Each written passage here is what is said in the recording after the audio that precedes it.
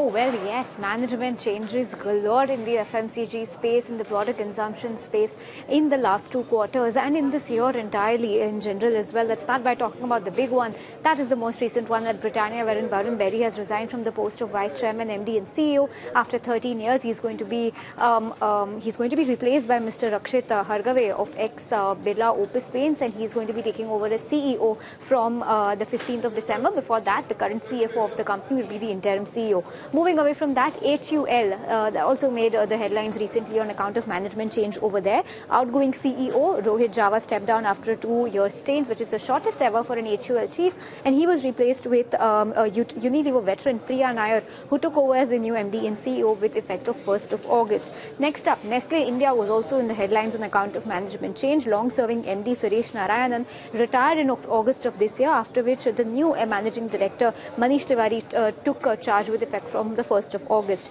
AWL Agri Business in November of this year, which is very recently, Anshu Malik, the previous MD and CEO, was designated as the Executive Deputy Chairman.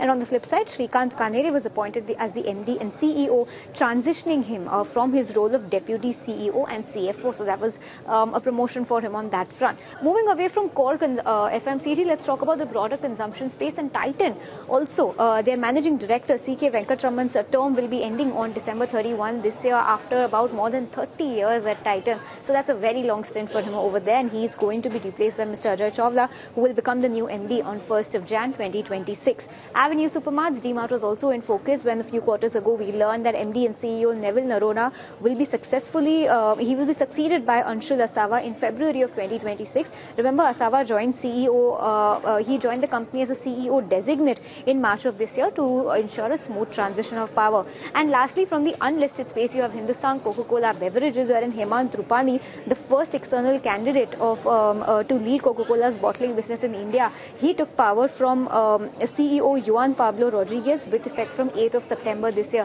So these are some of the recent management changes that we've seen in the core FMCG as well as the overall consumption space. And yes, we have heard a lot of management changes, and of course all eyes are going to be on what next at Britannia after Rakshit Hargave takes over and what the strategy is going to be. But well, yes, that's a summary of all the management changes that we've seen in the consumption space in the recent past.